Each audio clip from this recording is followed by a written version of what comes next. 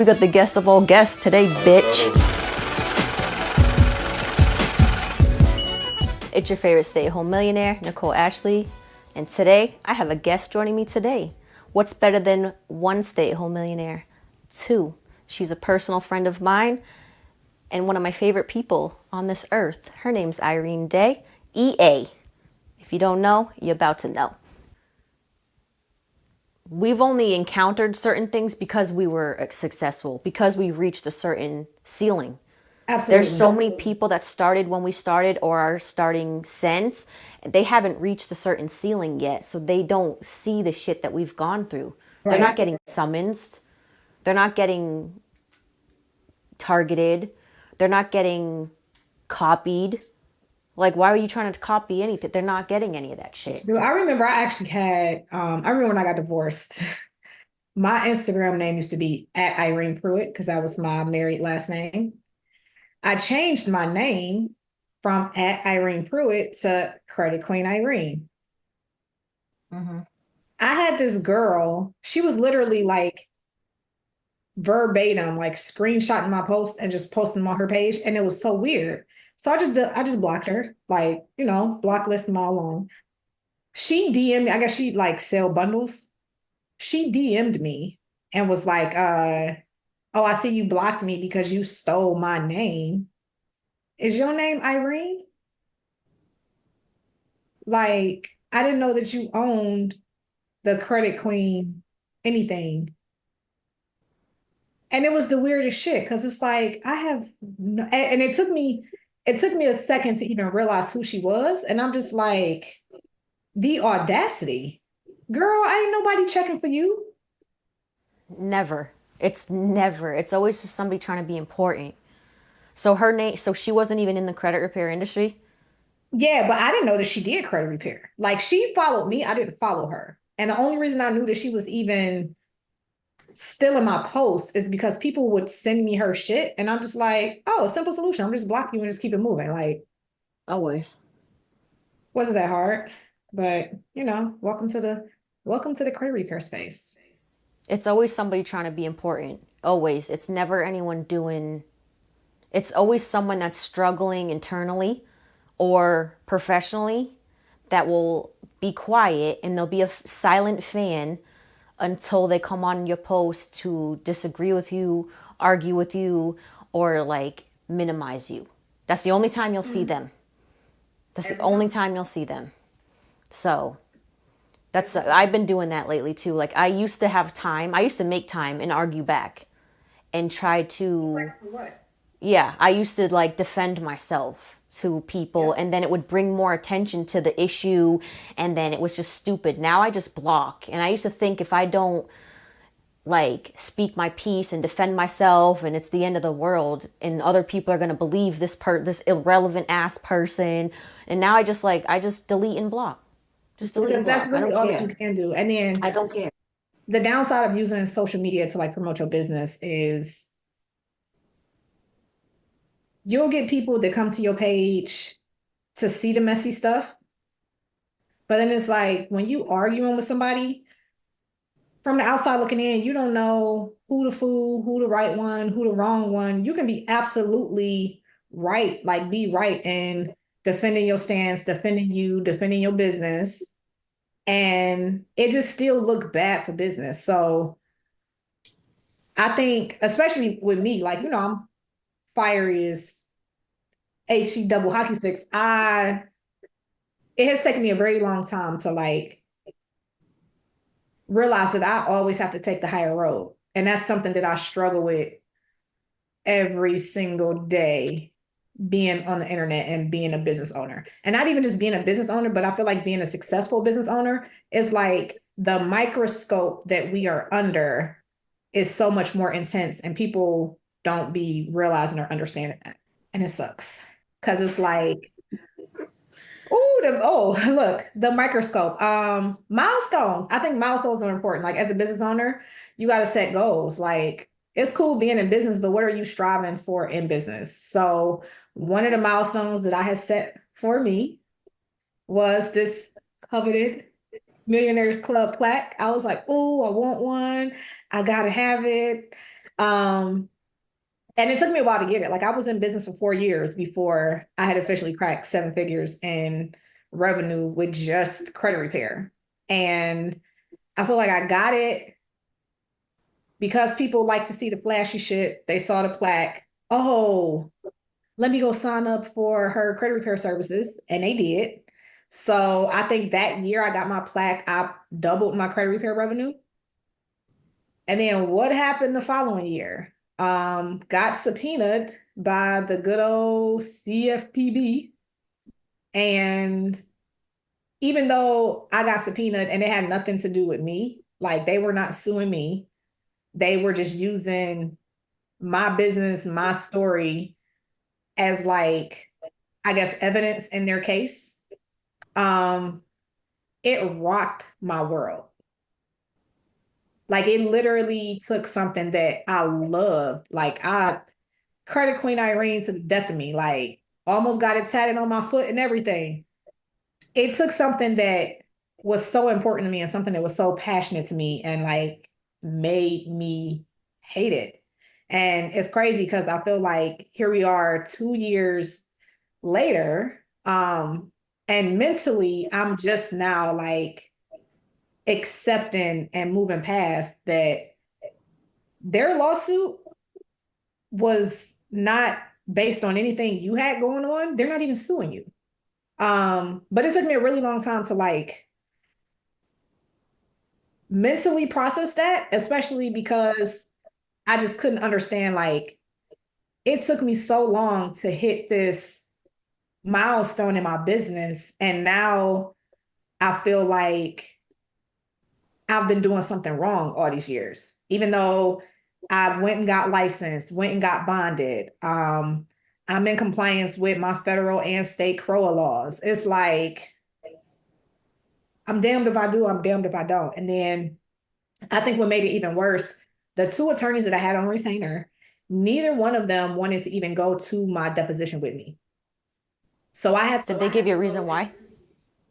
because nobody wanted to deal with nothing federal court related. So I had to go to my deposition by myself, which didn't help at all. And you know me, like I will laugh through whatever. Like I can make a joke out of anything. I'm literally in there, I got everybody cracking up. And inside, I'm like crying my heart Right. out because it's Pissing your like, pants. why am I even here? Yeah. Right. Um, and it So just made when you first found out about like the case, right? The industry, when we all found out about the case, and then from the time you were in court, like what was going through your mind? Because I know, like, for all of us, like, when we found out about the case, like, we were all, like, kind of laughing at, like, Lexington law and shit like that. Like, we felt like we were above all that, you know? And then when we find out about the case and we were like, oh, shit. And then it's like, for all of us that have, like, these plaques, it was almost like we were being targeted you know to what's help crazy? them. And we're like, no. When I had first started seeing like the big lawsuits with like that the CFPB was doing, the companies that they were suing were like the the biggest fish in the sea. And I'm like, I was never scared because I feel like when the feds come for you, it's because you're the biggest fish in the sea. Like I'm nowhere near the biggest fish in the sea. And I enjoy not being the biggest fish in the sea. Right. So I wasn't really like worried about it. Right. But then just following the case, and I saw that they was like subpoenaing like all of the user records and everything, and I was just like, oh. And then the credit repair space ain't but this.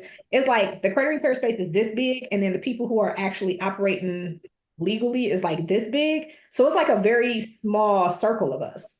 So when I Right. saw like people in that circle was getting subpoenas, I was like, oh. Right. I just never thought that it would have been me. And it's crazy because I remember when they had first reached out to me, like the dude that had initially, because they had called me first. Mm. They called me and I told him, I said, look, I understand y'all stance in y'all lawsuit. However, that has nothing to do with me. And I remember exactly what I was doing. I was in my car, Big Betty, vroom, vroom. I was driving down 90, and somebody had called me from a 202 area code. I pay all my bills, so it don't mean no bill collectors calling. So if you call me, I'm answering the phone. So I'm like, who's calling me from DC?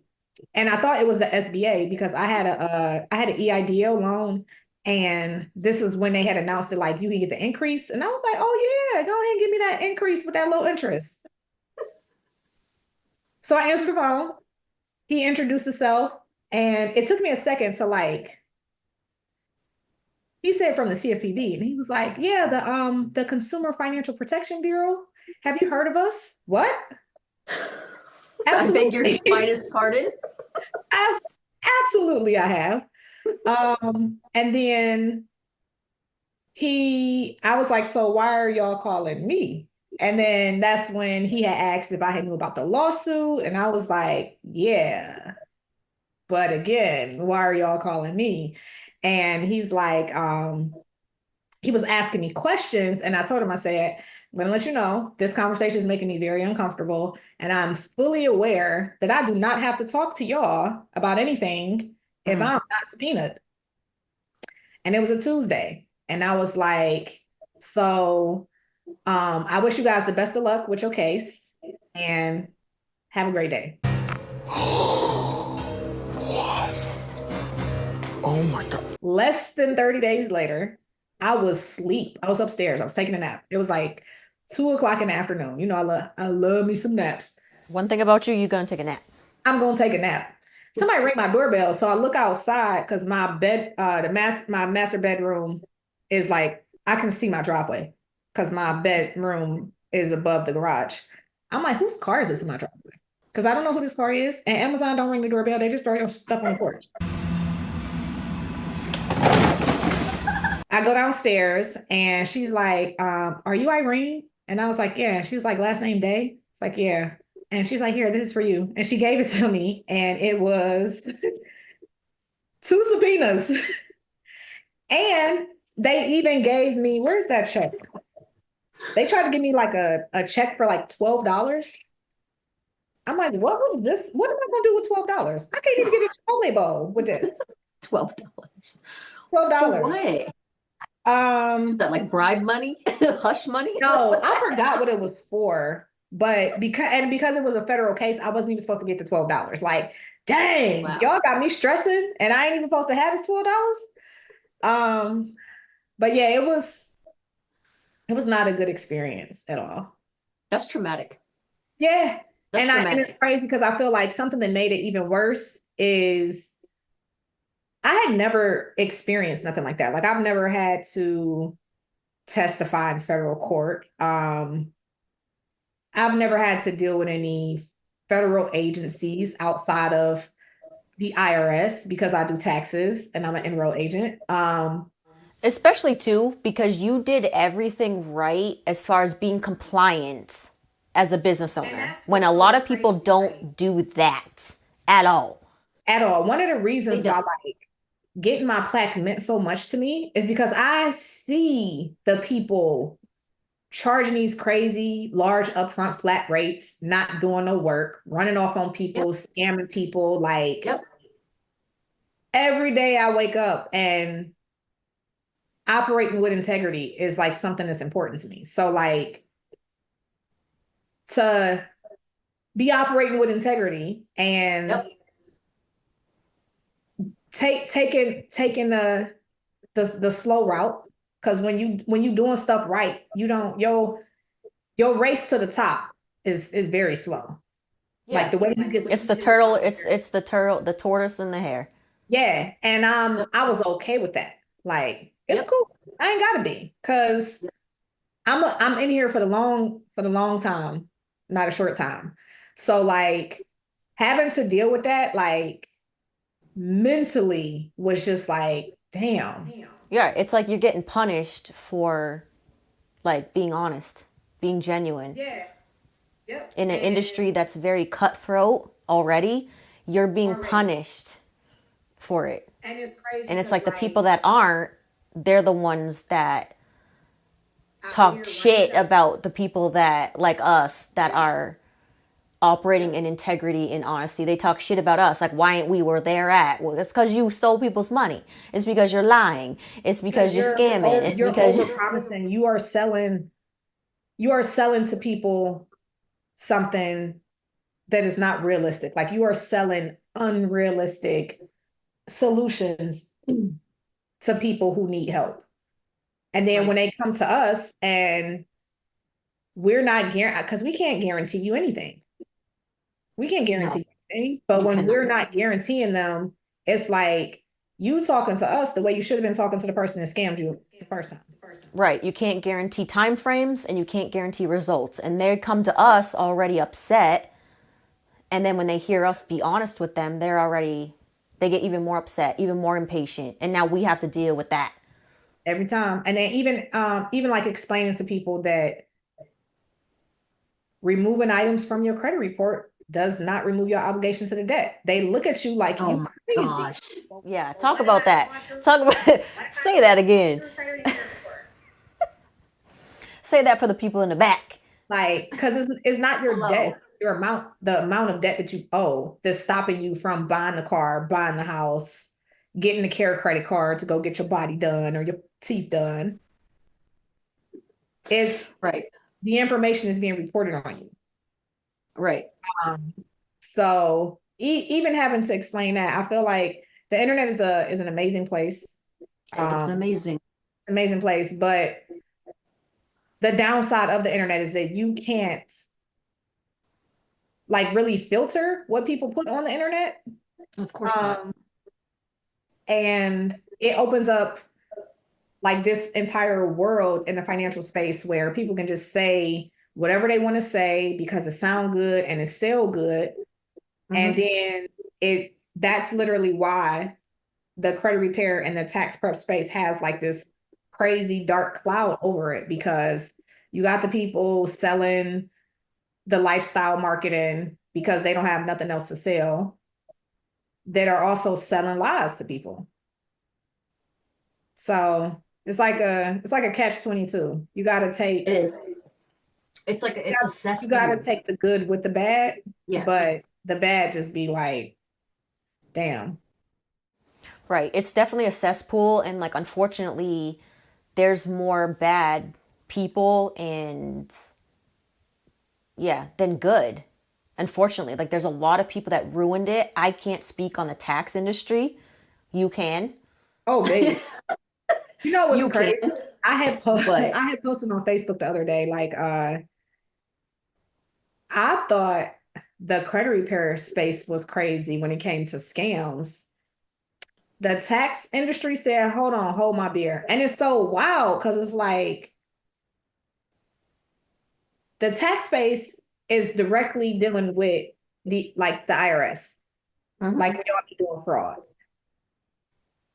I feel like when it comes to credit repair, it's going, depending on how you doing it, if you scamming or not, it's a couple of different like agencies or whatever that could be on your head about it. Okay. But taxation, there is no middleman for you to be scamming. They don't care that they're trying to scam the Internal Revenue Service. And that is the wildest shit to see to me. Like y'all don't care. They don't care. And it's like when they put on self-prepared or whatever, like how do they do it? Because it doesn't come back to them. It goes to the, right? Like what is it that they do? It's so crazy now. It's people with actual PTINs. So you have to have a prepared tax identification number to do taxes, like prepare somebody else's taxes. And like anybody? And receive compensation. Okay. So like if you want me to do your taxes and you're going to pay me, I have to have a PTIN. I can't use these self-prepared platforms. Like I'm technically not supposed to. These people that are scamming now are so bold that they're using actual PTINs. In order to electronically transmit a tax return, you have to have an EFIN. So to even get an EFIN, you have to pass a background check and a suitability check with the IRS. So you got people who have went the extra mile to be able to actually transmit their returns that are also doing fraud. And it's like, are y'all crazy? They don't care. They just don't care.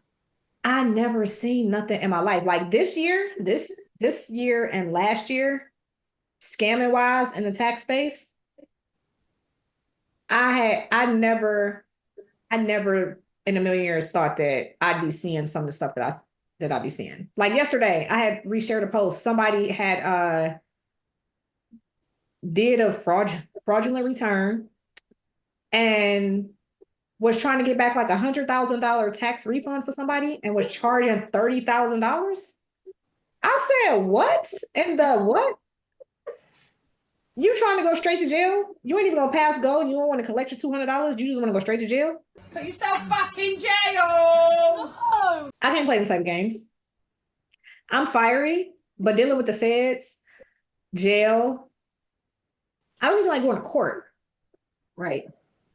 No, I'm way too prideful. Like I take pride in having the highest designation that the IRS issues tax professionals.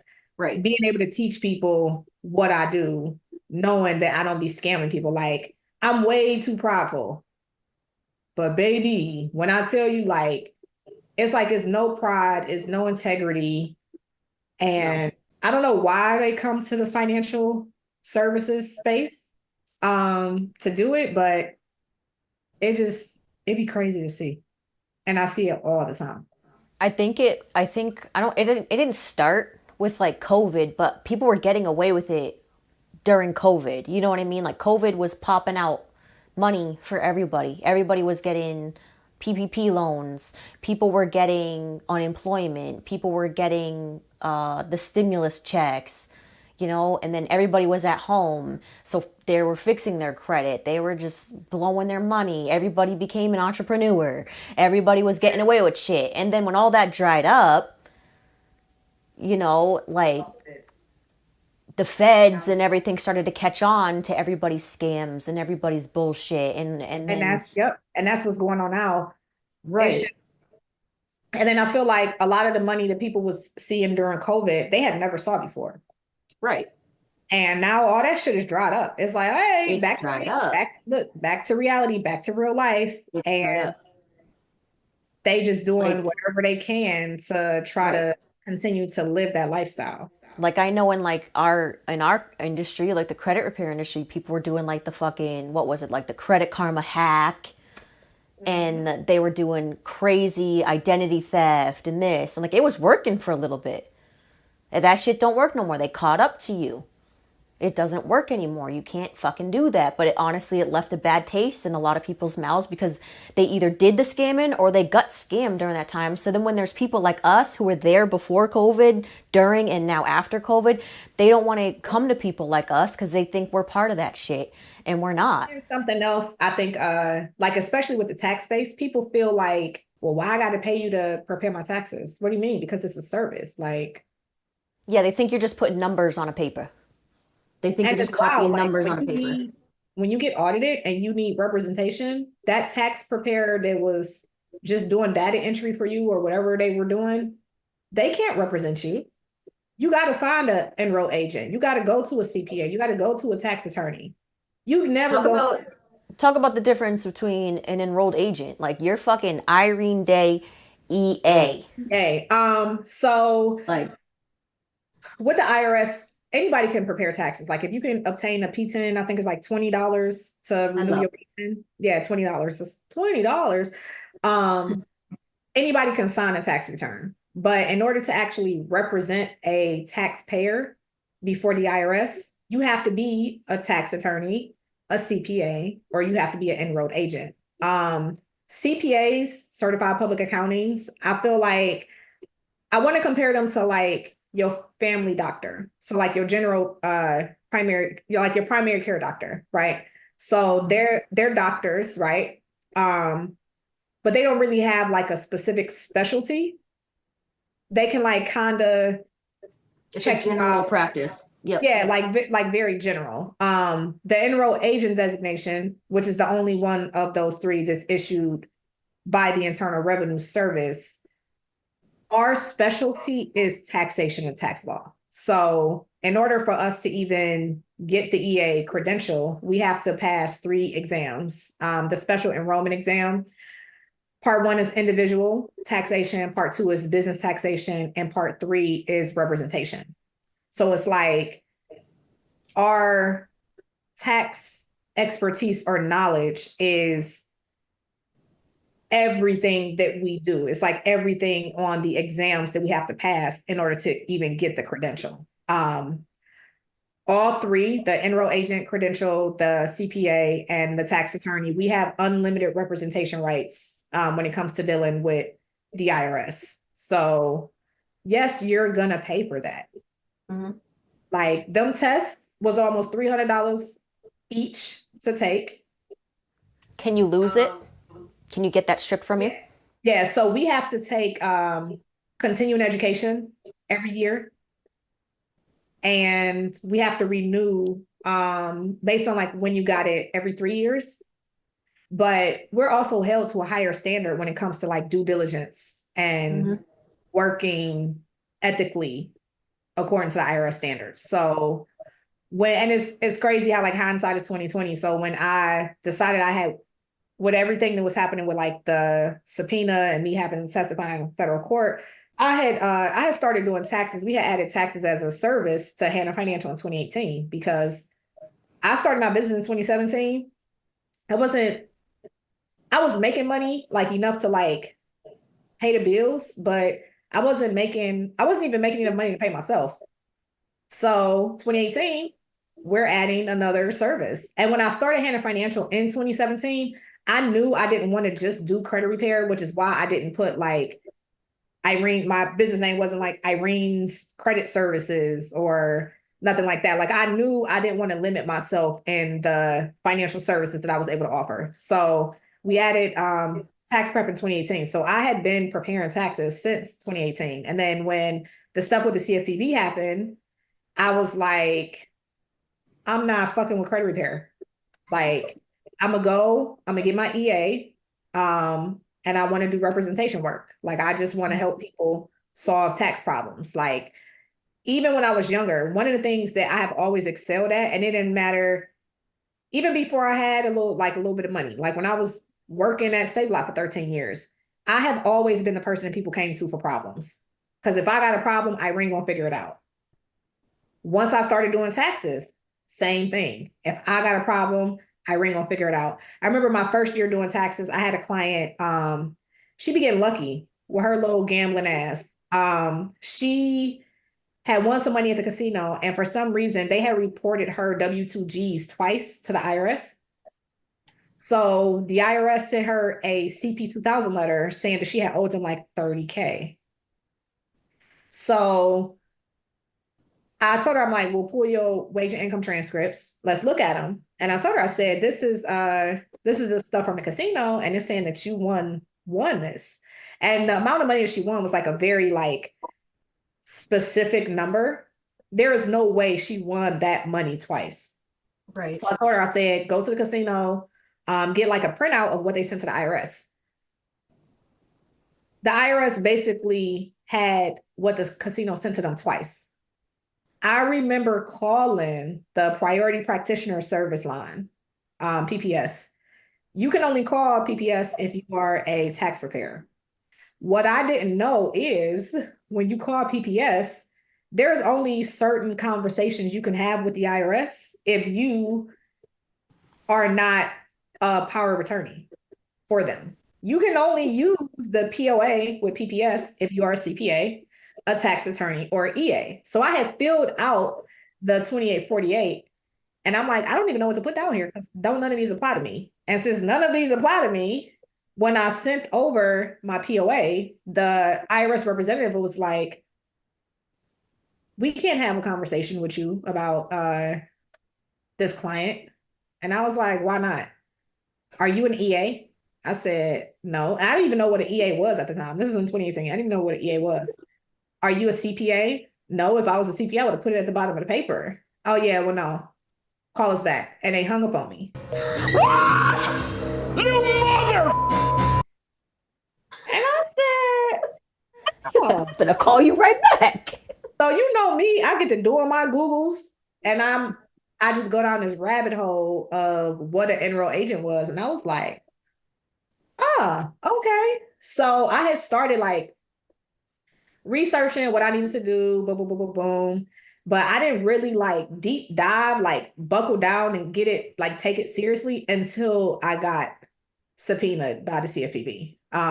So it was kind of like a blessing in disguise because I feel like had that Always. not happened, I wouldn't have really dedicated the time that I did to studying and passing all three parts. But yeah, it was not a good time mentally for me. And I think something else that really made it bad is that I feel like I was on such a high from hitting this milestone in my business that I almost was like embarrassed to even talk about what was going on with the CFPB. Like even with like my close friends, like with you and Dustin, I feel like I like kind of talked to y'all about it, but mentally where I was at, I didn't I didn't want to keep talking about it. And I feel like because I tried to like bury it and move past it, it made the mental impact that it had on me like 10 times worse than it should have been. Always. Always. When you're suppressing stuff, it's just brewing up, festering up. Yeah, But I mean, looking back at that, what do you think why do you think you felt that way? Like you saying embarrassed, what do you think you felt embarrassed for? Like that had nothing to do with you. It had nothing to do with me. Mhm. And even though I knew it had nothing to do with me, I didn't like internally really believe it. So it's like, even when I left Save a Lot, like I knew I could do more. I just didn't really like believe it in my heart. Like I feel like it's one thing knowing something, it's something else believing it, right? So I felt like once I really was believing, like, yo, this ain't got shit to do with you. Keep doing what you doing. Like, I feel like once I started to like believe that, and then it made me more comfortable with like talking to even my friends in the space, my parents, because it got to a point where like don't mention shit to me about credit. Like you could say credit repair to me, and I'm over here having a damn anxiety attack. Like I remember, and I think what was the straw that broke the camel's back that like really made me start talking about it. I remember it was in January. I was on the phone with my dad, and he kept talking to me about credit repair, and I was in the drive-through at CVS, and I laid my dad out. And then I start crying in the car because I don't be talking to my parents crazy as shit. Like I've always had a potty mouth. So like I'll cuss to my parents, but I won't cuss at my parents. I feel like those are two completely different things. Two different things. Yeah. I was cussing at my dad, and he didn't even dog my ass back. And I just start bawling in the car. And that's when I was like, nah, you gotta talk to people and get this shit off your chest because it's gonna eat you alive. And so that's what I've been doing the last couple months. I've been talking to people, and it's crazy like how much lighter I feel Good. about it. So yeah. Good. And I'm super glad too and like proud of you too that you're able to come on even here and cultivate the safe space with me to like talk about this shit because you and me, like we've reached, which is crazy to even think about, 7 figures. And we're talking about like the dark side of it all, the pros, but more so the cons of this all. Like how many times a week do you want to quit? how many times do you want to throw this shit out the window? Every day. And you know what's so crazy? So I'm gearing up for my comeback. Call me the comeback kid. Comeback kid. Back like you never left. Yeah. I remember when I decided that I wanted to come back, I was like, I gotta come back 10 times better than I was. So I made a list of things that bothered me about running a credit repair business and the things that this was cool.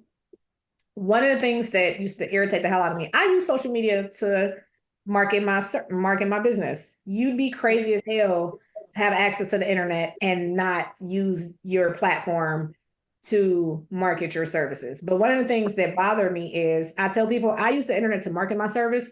I do not do business in my DMs. I got a website, I got a team, I got systems in place. Right.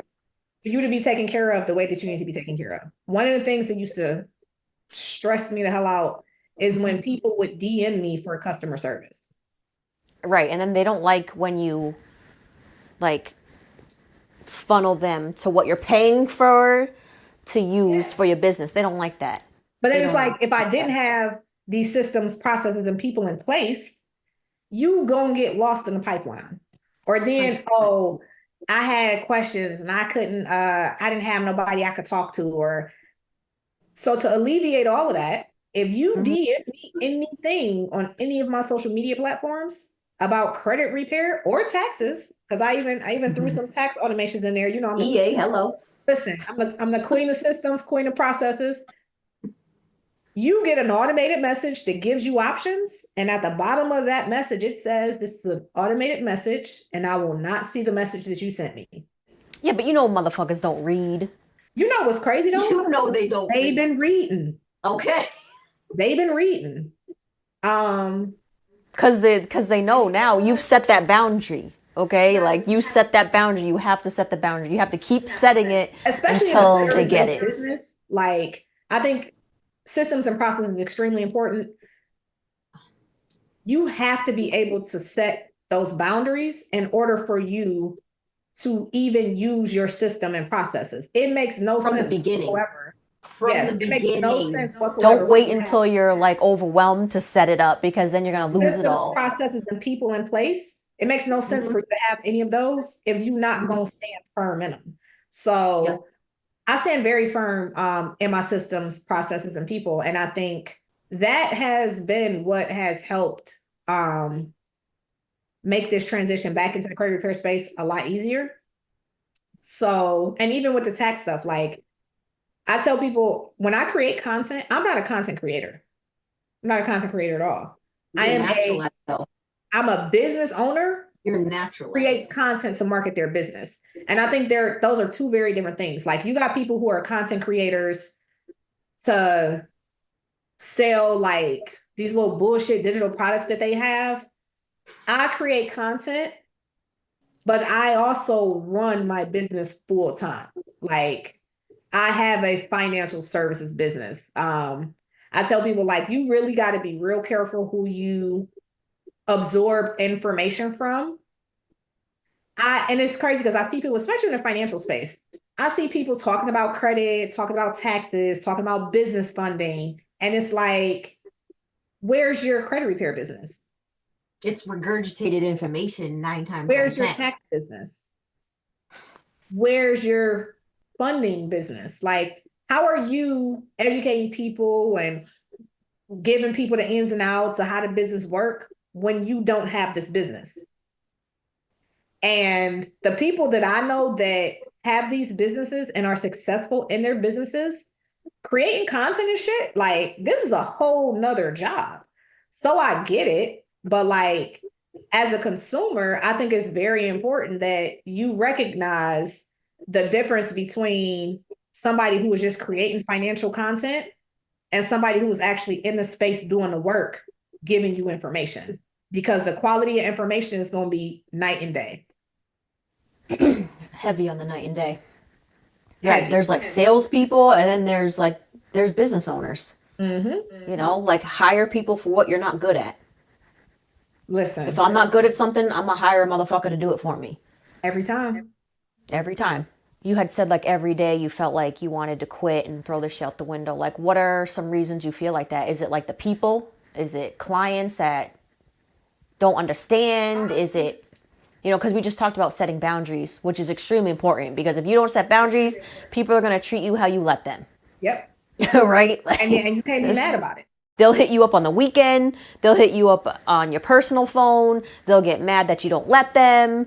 They will like steal your shit. They'll copy your shit. I They'll think one of take the it things as in their the credit repair own. space that really like, why am I here?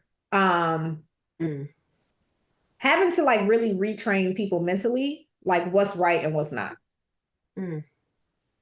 And having the same conversations with people over and over again, even though when I was doing credit repair, I'm not doing customer service. I'm not the person doing consultations. But then you'll have the one occasionally they want to argue with my support team about some shit they saw on TikTok. And it's like, it's so mentally draining. But I deal with the same shit with the tax space. I think the difference is with the tax space, I make a very conscious effort to speak to every last one of my clients. And that has kicked my ass this season because I changed like some stuff up in my workflow pipeline. I'm also approving every single return that comes out of my office. So approving them and having to speak to every last person. It has been very hard, but it's also been very rewarding. And I feel like the tax space, for every person that doesn't want to pay me for representation, I get 2 more people who will. So, and then taxes are going to be legal until the day we die. I tell people the only thing that's guaranteed in life is death and taxes. So it's like maneuvering in a tax space, I feel a little different about versus credit repair. Okay. But when I started my business, credit repair was the first service that we offered. And I was so passionate about it because I was the person with the shitty credit who spent $30K paying off everything that I owed for my credit score to not go anywhere. So like my journey into credit repair was very much so very personal. And I think that's why like getting this funk out of my head, having to deal with the shit that I dealt with mentally with the CFPB, is like very relieving and very refreshing. Good. So yeah, because like I love taxes because I can solve Right. problems, but then I love credit repair because it's my roots, like it's where I started. Right. So it's like, you know how you got a boyfriend, you like him for this over here, but then you like him, like they just do 2 different things. Yeah. That's my relationship with credit repair versus taxes. So I get you. For the people that don't know how you got into credit repair in the first place, do you want to talk about that? oh yeah. My grandpa passed away. So like random name, business name thing. So my grandmother, her name was Irene Mashkianidis. She was Greek. And my grandfather had a bar in Cleveland called the Hannah Lounge. He was actually one of the first Black people in Northeast Ohio to have a liquor license. And my grandparents were my favorite people in the world. Like I've learned so much from my great grandfather just about life and doing business and treating people right, even when you are not treating yourself right. Like my grandpa could be having the worst day ever, and we'd be out at Costco, and you would never know he was having the day that he was having because he's still very polite, very respectful to everybody that he had to interact with. And that's me. Like on a bad day, if I just really feel like I'm just not feeling this shit today, you just won't hear from me. But I'm very intentional with making sure when I interact with people, I'm not letting my day dictate how I talk to you. And that was like one of the things that I really loved about my grandfather. Like, it didn't matter what he had going on. He was always the same person to everybody. Like, he showed love and showed respect to everybody. And then my grandmother, she was amazing. That was my favorite people in the whole wide world. But when my grandpa passed, he left me some money. And one of the things he used to be on my ass about was always pay what you owe. So I'm like, all right, I got this money. Let me pay off what I owe. I paid off every single charge off collection account. It was on my credit reports. It was $30,000 worth of debt. And my fucking scores went up 12 points. My shit went from a 410 to a 422. And I said, I know you was lying. Oh, I was sick. And I had like heard about credit repair, but like all of the referrals that I was getting was to like, I wouldn't give you my social security number if my credit score was 200. Like, so what I do, little miss fucking figure it out. I start doing research, reading books. Because they always say if you want to hide something from somebody, put it in the book. I'm going to read me some motherfucking books. You hear me? Yep. So that's what I start doing. Start reading books, doing research, and Got my right here. and 20, yep. It's Look, the in Bible 2016, right here. I had been at State about 12 years when I had graduated college. And I was the person, I never wanted to go to college, primarily because I never really was like sold on what I wanted to do. I was like, I don't give a fuck what I do. I just want a better job than what I'm doing now. I want to be done with work at 5 o'clock and I want to have my weekends off. That's all I wanted. Like, Right. I never wanted a whole lot financially, for real. So 2016 rolled around, I graduate, and my degree is in organizational leadership with a minor in HR. So at Save a Lot, I was not the manager. I'm not stocking. Like, I'm not, what? Well, what? I'm lifting these big ass boxes. I'm good at dealing with the people and I'm good at dealing with the money. So I'm like, oh, I want to get into HR. We had a human resource manager. Her name was Mary Crawford. And I said, Shout out Mary, to Mary. shout out to Mary. I said, Shout out Mary, to Mary Crawford. listen, I said, what do I got to do to be you? Because we only had one human resource manager like in each division. So it was like one human resource manager over the entire state of Ohio. So I'm like, Mary, what I got to do to be you? And she was like, you just got to go to college and finish. She was like, you know all this shit. Like, you know our policies, procedures inside and out. You real human, real personable, dealing with people. Mm-hmm. Yep. Mary ended up fucking retiring like a year before I graduated. And the person they replaced her with sucked. Okay. Oh no. She ended up getting fired May 9th. I graduated college May 16th. I knew about her job being posted. They posted her job on Tuesday. My plug at corporate called me on Saturday. Irene, this HR job, I'm posting it. I'm sending it to you. I want you to apply for it. That's and right. because I was part of management at the store I was at, any internal positions that we applied for, we technically was supposed to get permission from our district manager at first. And I was like, man, fuck y'all. I'm applying for this motherfucker. So I applied for it. And then I was like, damn, I got to tell my district manager. And I love my district manager. Like, shout out to Tony Bolin.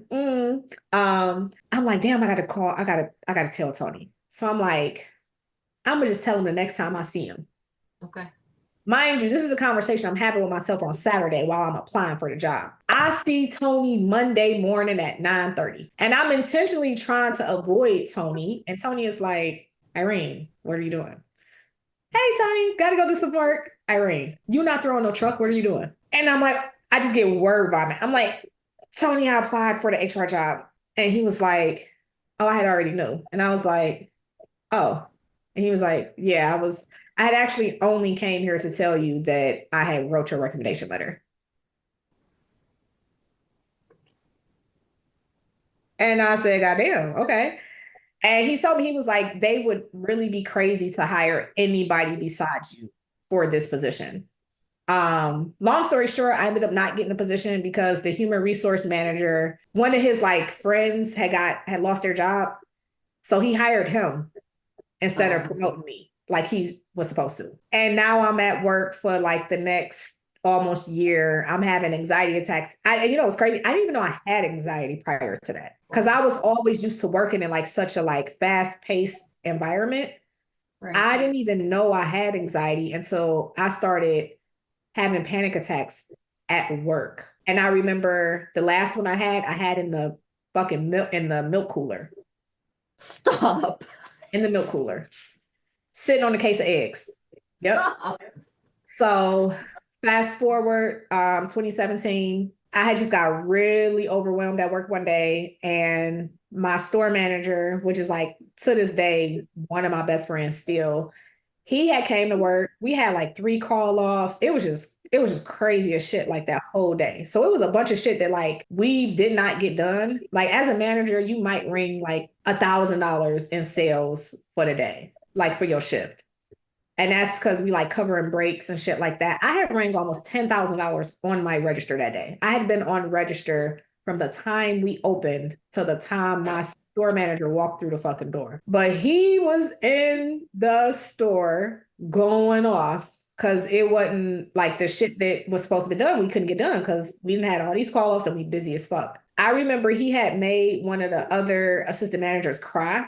And I've always been like very overprotective of like everybody. Like if I fuck with you, I air this bitch Like out. the mother. Yep, you're like Yeah, the mother of the friend group. So I go in the back to go check him because I don't care if you is a store manager. Like, why is you making people cry?